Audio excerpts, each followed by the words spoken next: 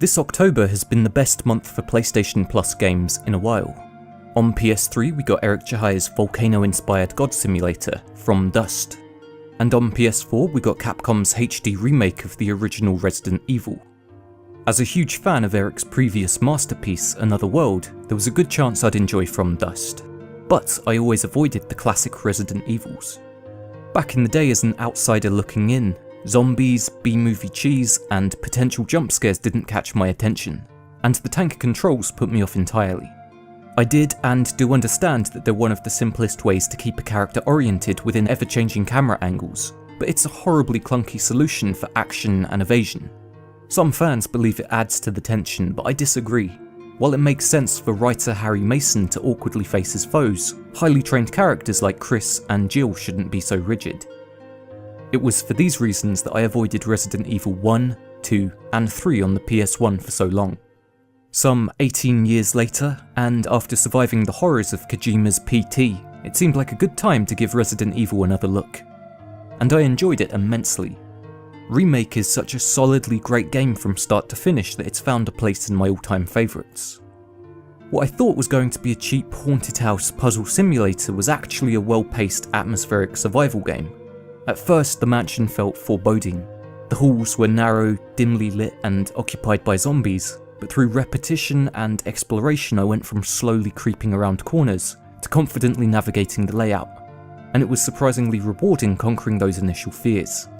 And then, just as I got comfortable with it, the game upped the stakes by punishing my early trigger finger and resurrecting the more powerful enemies I'd already killed. Because the ink ribbons that allow you to save the game are limited, and so are your character's item slots, you're forced to think each decision through before you act. It's like mental Tetris. Do I risk not carrying a herb in order to maximise my item efficiency and minimise backtracking? How long can I risk not saving before I push my luck too far? Do I pick these guys off from a safe distance and waste the ammo, or risk evading them in a narrow hallway?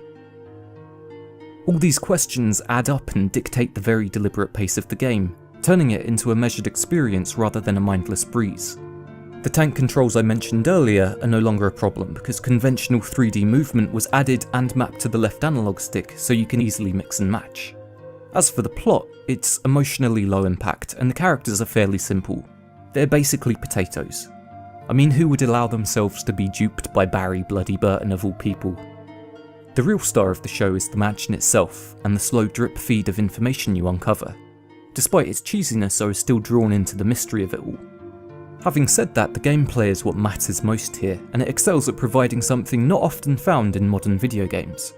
So, if you haven't played it already, now's the time to do so. I slept on this series for years, and only this month played through the rest of them.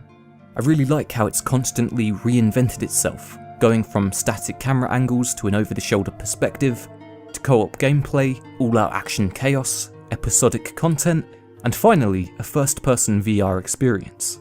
That's quite a journey, and I'm very curious to see where it goes next. Thanks for watching.